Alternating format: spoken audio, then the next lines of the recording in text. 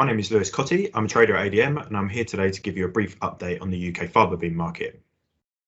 Old crop faba bean prices have fallen significantly recently, down around £12 to £15 per tonne, following 4 week-on-week declines. As a result, we're seeing ex-farm values trading in the region of £215 to £220 per tonne. So the question is, where do we go from here? Well, there is currently very little demand for old crop beans both at home and abroad. The UK has been unable to export human consumption beans to North Africa for many months now, as Australian origin beans have been offered at a discount to UK beans into this market. This looks set to continue for the remainder of the season, so the prospect of additional exports to North Africa is extremely unlikely.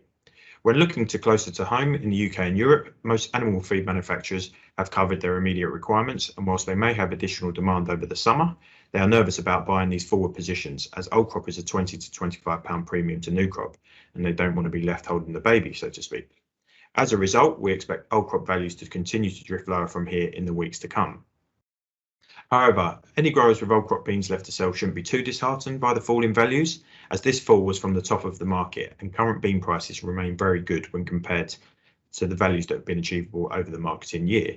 I mean, these range from anywhere between £180 to £230 per tonne ex-farm. Looking ahead to next year, the AHDB Early Bird Survey is suggesting a 7% increase in pulse area for harvest 2021 in the UK. I mean, if you apply this to beans and it comes to fruition, it will be the highest area since records began.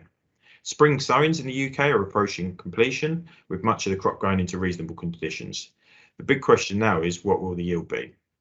If we see a return to the 5-year average yield, the UK should see a significant rebound in UK bean production, up over 30% year on year. Fortunately, this should coincide with a return to more normal type production in Australia, with a lower planted area and likely return to average yield, meaning production is likely to be anywhere between 300,000 and 400,000 tonnes, down from over 600,000 tonnes last year. As a result, the UK should regain some of the market share it lost in terms of exports to North Africa this season, and it's likely human consumption premiums will be available once again to growers.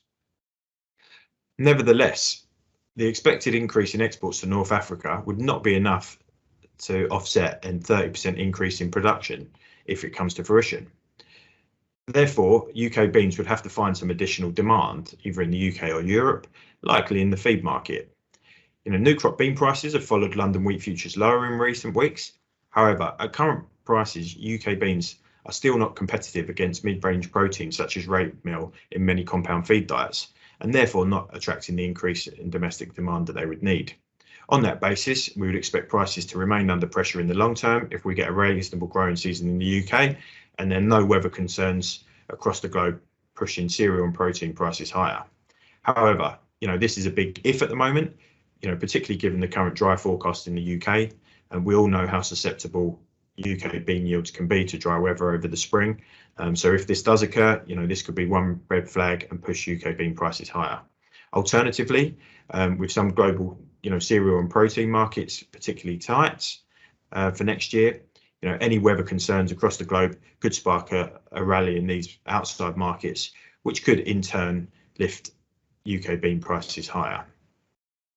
So thanks ever so much for your time today. That concludes the end of the market update. If you do have any questions on what I have discussed, please contact your farm trader, or alternatively, please feel free to give me a call or email me directly, and my contact details will be available at the end of the presentation. Thank you.